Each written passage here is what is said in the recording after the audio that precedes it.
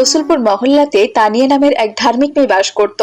তানিয়া ছোটবেলা থেকেই পর্দা করে চলাফেরা করত। তানিয়ার দেখা দেখি ওই মহল্লার সকল মেয়েই পর্দা করা বুঝতে শিখেছে। এখন তানিয়ার সাথে সাথে তারাও সবাই পর্দা করে মাদ্রাসাতে যায়। তানিয়া আপু, আজকে কিন্তু তোমাকে দারুণ লাগছে। আগে তো তুমি শুধু হিজাব পরতে, আজ তো দেখছি হিজাবের সাথে সাথে নেকাবও পরে এসেছো। নেকাব পরে তোমাকে আরো বেশি সুন্দরী লাগছে। হ্যাঁ ফাতেমা, কাল আমার বাবা আমার জন্য অনেকগুলো নেকাব নিয়ে এসেছেন। তিনি আমাকে বলেছেন নেকাব ছাড়া নাকি সঠিক পর্দা হয় না। তাই নাকি তানিয়া আপু? তাহলে তো আমাদেরও নেকাব কিনে নিতে হবে। আমরাও তো শুধু নেকাব ছাড়া হিজাব দিয়ে পর্দা করেছি। আচ্ছা তানিয়া আপু, এই নেকাবটা তুমি কত টাকা দিয়ে কিনেছো? মাইসা, দাম অতটা বেশি নয়, মাত্র 30 টাকা হলেই এরকম একটা নেকাব পাওয়া যায়। আমি একটা নেকাব কিনবো আপু, তাই দামটা তোমাকে জিজ্ঞেস করলাম।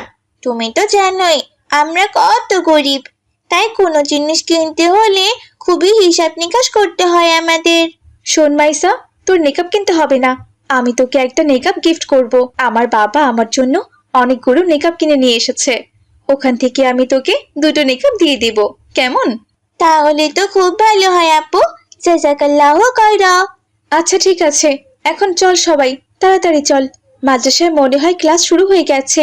এরপর তারা সবাই একসাথে মাদ্রাসায় চলে যায়। এমনি করে সেই দিনটি কেটে গেল।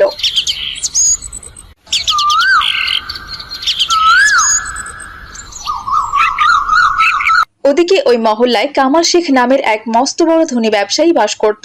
তার একজন ছেলে ছিল, তার নাম ছিল রিয়াদ। রিয়াদ শহরের একটি ইউনিভার্সিটিতে পড়াশোনা করে। তার ইউনিভার্সিটি বন্ধ থাকায় সে 1 মাসের জন্য গ্রামে এসেছে বেড়াতে। গ্রামে তার একজন বন্ধু আছে, তার নাম হচ্ছে বুলেট।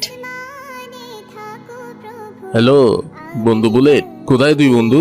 একটু বটগাছ চলে আয় তো, তোর সাথে আলাপ আছে। আরে রিয়াদ, তুই কবে ঢাকা থেকে এলি বন্ধু? আরে বেটা, এত কথা ফোনে বলা যাবে না, তোকে আসতে বললাম না, আয়। আচ্ছা ঠিক আছে বন্ধু, তুই বটতলায় আয়, আমিও যাচ্ছি। কিছুক্ষণ পর বুলেটও সে বটতলায় চলে এলো, আর রিয়া তো সেখানে মোটরসাইকেল নিয়ে চলে আসলো। অনেকদিন পর দুই বন্ধুর দেখা হয়ে গেল। আরে মামা, এ কি মাথা নষ্ট অবস্থা! তোর চেহারা তো দেখছি পুরোই পাল্টে ফেলেছিস। তোকে দেখতে তো পুরো নায়কদের মতো লাগছে রে মামা। আরে কি যে বলিস না, লজ্জা দিচ্ছিস কেন বন্ধু? শহরে থাকি, একটু মন জানা দিয়ে থাকলে কি হয়? শহরে থাকলে সবসময় নিজেকে একটু স্মার্ট করে রাখতে হয়। হা হা হা, মিথ্যা বলছিস কেন রে মামা? তোকে দেখে তো মনে হচ্ছে তুই